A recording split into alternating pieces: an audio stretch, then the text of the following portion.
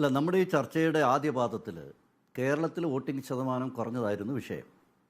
ആ വിഷയത്തിൽ ഇടപെട്ട് ഞാൻ വളരെ കൃത്യമായി രണ്ട് മുന്നണികളിലെയും പ്രവർത്തകരും അവർക്ക് കാലാകാലങ്ങളായി വോട്ട് ചെയ്ത വലിയൊരു ജനവിഭാഗം അവർ നിസ്സംഗരായിരുന്നു, നിർവീര്യമായിരുന്നു എന്നുള്ള എൻ്റെ ഒരു സ്റ്റേറ്റ്മെന്റ്, അതിന് കൃത്യമായ ഒരു മറുപടിയും പറയാതെ രണ്ട് മുന്നണികളുടെ പ്രതിനിധികൾ രാജീവ് നായർ മോദി ഗ്യാരണ്ടി കൊണ്ടുവന്നത് ആ മോദി ഗ്യാരണ്ടിയിൽ അവർ ചാർജായില്ലേ?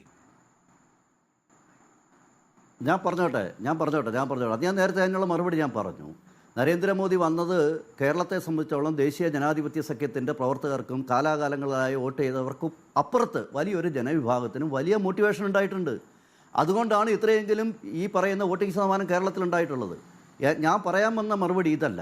ശ്രീ രാജീവ് പി നായർ ചില കാര്യങ്ങൾ ഇവിടെ സൂചിപ്പിക്കുകയുണ്ടായി. അദ്ദേഹം ചില ജനവിഭാഗങ്ങളെ സൂചിപ്പിച്ചു, മുസ്ലിംസ്, അതേപോലെ SC ST, അങ്ങനെ കുറേ ജനവിഭാഗങ്ങളെ അദ്ദേഹം സൂചിപ്പിക്കുകയുണ്ടായി. സാർ, കഴിഞ്ഞ 10-65 വർഷം അധികാരത്തിലിരുന്നിട്ട് അവർക്ക് വേണ്ടി ഒന്നും ചെയ്യാൻ സാധിക്കാത്ത കോൺഗ്രസ് ഗവൺമെന്റിന്റെ കാര്യങ്ങളാണ് ഞങ്ങൾ ഈ തെരഞ്ഞെടുപ്പിൽ പറഞ്ഞിട്ടുള്ളത്. ശ്രീ അനിൽകുമാർ ഇവിടെ ഈ ചർച്ചയിൽ പങ്കെടുത്തുകൊണ്ട് എത്രയോ കാലമായിട്ട് ഞാനൊന്ന് പൂർത്തീകരിച്ചോട്ടെ.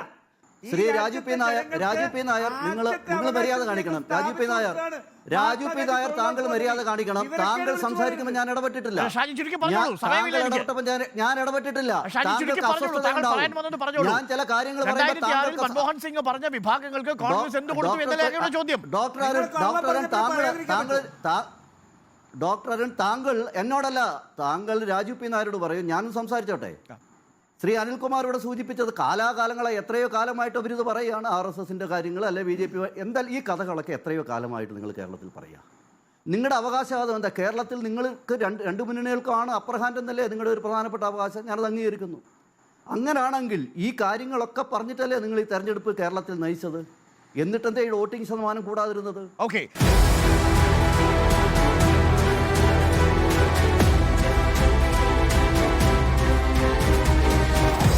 Debate with Arun Kumar.